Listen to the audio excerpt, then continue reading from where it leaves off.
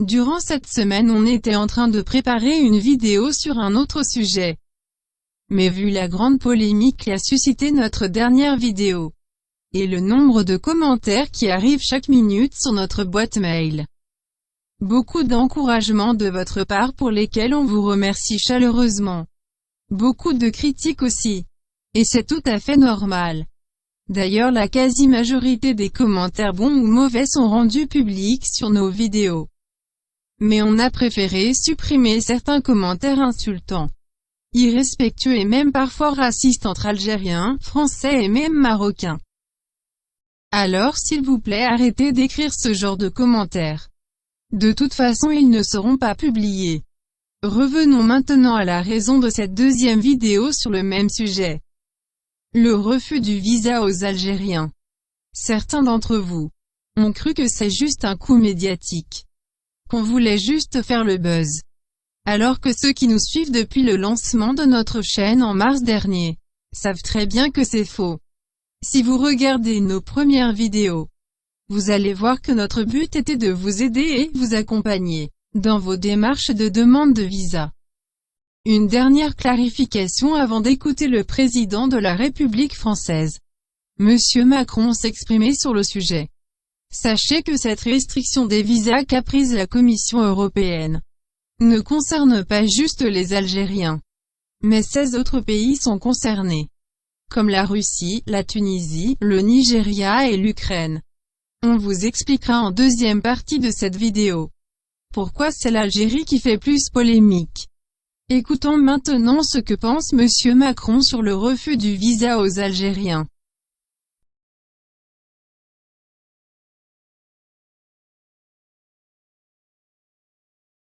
Monsieur le Président, il y a un problème de visa concernant ça en Algérie, des investisseurs qui trouvent un problème à décrocher leur visa.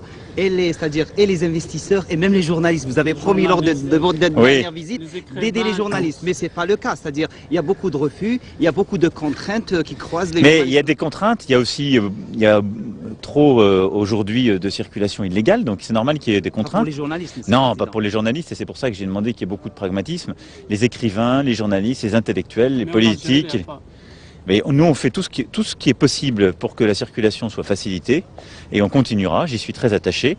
On fait aussi tout ce qu'il faut avec le gouvernement algérien pour améliorer les choses et pour être beaucoup plus efficace, pour lutter contre tous les trafiquants et toutes celles et ceux qui aujourd'hui utilisent la relation bilatérale qui est forte et à laquelle je tiens beaucoup. Mais je vais simplement finir ma réponse si vous m'y autorisez, à laquelle je tiens beaucoup, la bilatérale puisse circuler librement, et j'attends le retour de mon ami le président Bouteflika pour organiser la visite. Merci. Nous allons analyser ensemble les mots soigneusement choisis par Monsieur Macron. Lors de cette interview on distingue 3 messages forts. Réécoutons le premier. Mais il y a des contraintes, il y a aussi trop aujourd'hui de circulation illégale, donc c'est normal qu'il y ait des contraintes. Il y a des contraintes parce qu'il y a trop de circulation illégale. Donc il reconnaît clairement que les refus de visa sont directement liés au nombre important de ressortissants illégaux en Europe. Le deuxième message. Améliorer les choses et pour être beaucoup plus efficace, pour lutter contre tous les trafiquants et toutes celles et ceux qui aujourd'hui utilisent la relation bilatérale qui est forte. Lutter contre tous les trafiquants qui utilisent la relation bilatérale à d'autres fins.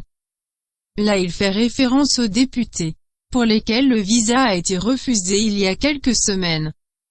Parce qu'ils utilisent leur statut d'homme politique pour faire des demandes de visa, afin de faire installer leur famille en France.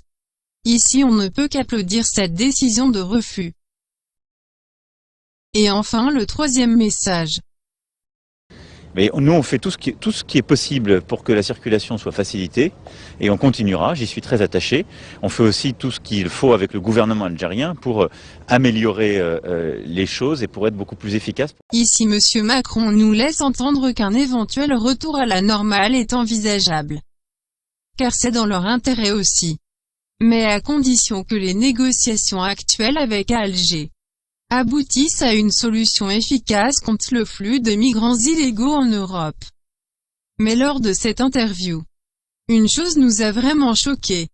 C'est les questions des journalistes.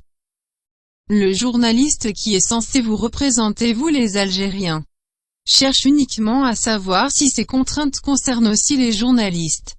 Écoutez. À décrocher leur visa.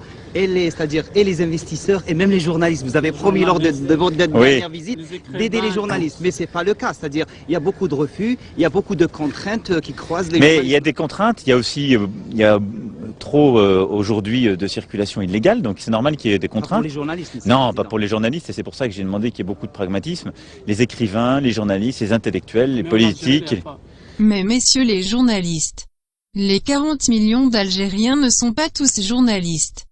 Il y a des fonctionnaires, des salariés, des médecins, des commerçants, des agriculteurs, des retraités et j'en passe. Sont-ils aussi concernés par cette restriction?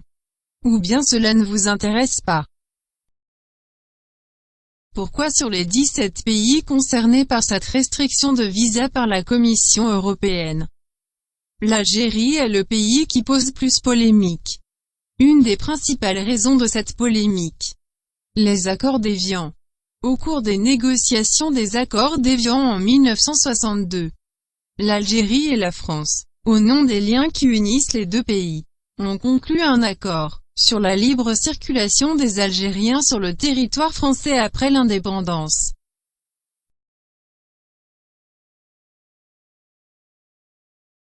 L'autre raison de cette polémique, c'est de dire que le touriste algérien qui arrive en France avec un visa est l'une des causes de ce flux migratoire actuel en Europe. Voici quelques chiffres officiels qui vont faire taire ces mauvaises langues. En 2016, la France a accordé aux Algériens plus de 410 500 visas. Et sur ces 410 500 Algériens partis en France, devinez combien sont rentrés en Algérie avant expiration de leur visa.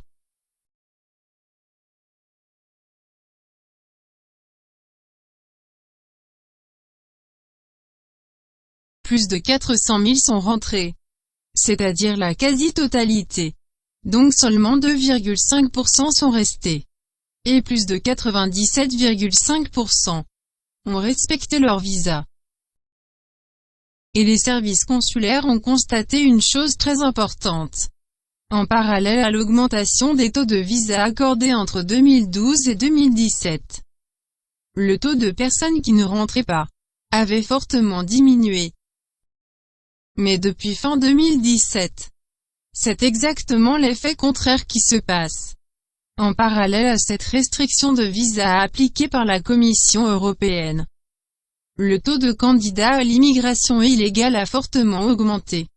D'où le nouveau phénomène des petites barques, qui traversent la Méditerranée de l'ouest de l'Algérie vers l'Espagne. Quillo, vente para acá con el niño, tío. Corre, corre, que de verdad que es que yo lloro, ¿eh? Ya que me muero. ¿El qué? Pues llama tú también. Donc en conclusion, le résultat de cette restriction de visa va avoir exactement l'effet contraire. Pas de visa égale plus de migrants illégaux. L'être humain est toujours attiré par ce qu'il ne peut avoir.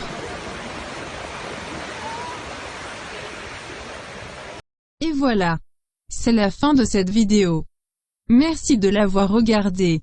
Et n'oubliez pas de cliquer sur le pouce bleu en bas si vous l'avez aimé. Cela nous encourage et nous motive à faire toujours plus pour vous.